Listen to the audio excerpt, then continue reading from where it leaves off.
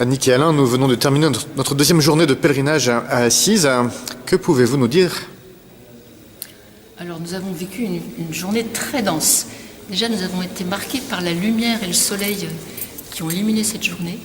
Et nous rendons grâce comme François d'Assise. Béni soit la lumière, béni soit notre frère soleil. Et puis nous avons découvert une superbe ville où l'histoire de François et de Claire sont gravées. Alors on a visité ce matin, visité bien plus encore, l'église Saint-Damien, par exemple. Saint-Damien, où François a entendu qu'il fallait qu'il la reconstruise parce qu'elle se cassait la figure. Et il s'y est mis tout simplement en changeant complètement ce qu'il avait, lui, l'habitude de faire.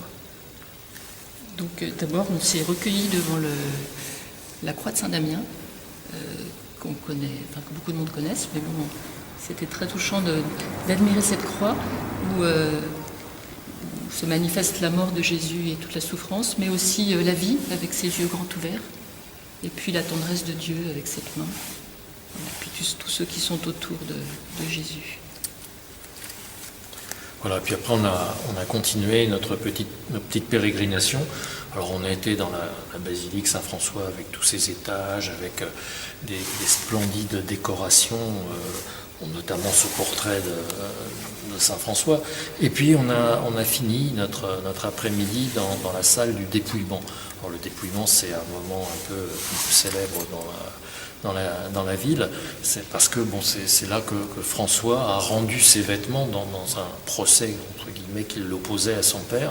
Donc il lui a rendu tous ses vêtements, symbole de je ne te dois plus ces choses matérielles que tu m'as données et pour lesquelles tu me mets en procès, parce que son papa n'acceptait pas qu'il aille dans une autre direction.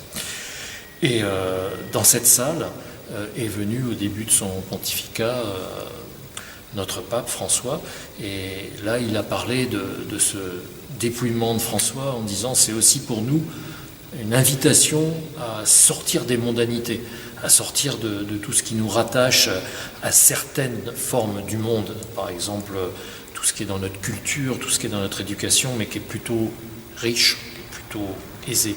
Et pour suivre cet appel du Christ qu'il avait entendu, François, qui voulait vivre l'évangile à fond, avait effectivement décidé de partir de tout ça et de quitter ce monde, non pas en quittant son éducation, mais en acceptant, en recevant tout ce que les autres savaient, tout ce qu'on n'entend pas d'habitude savait et avait envie de vivre. Et notre évêque auxiliaire nous a dit que ça lui faisait penser à toute la dynamique des équipes fraternelles du diocèse, ces équipes qui prient dans beaucoup de paroisses et qui rassemblent toutes ces personnes qui vivent des fragilités avec des personnes solidaires, où effectivement on essaie de faire que les cultures se rapprochent, que tout ce qu'on peut savoir les uns et les autres se mette en commun autour du Christ pour prier ensemble, et on s'apprend beaucoup de choses en partageant l'Évangile.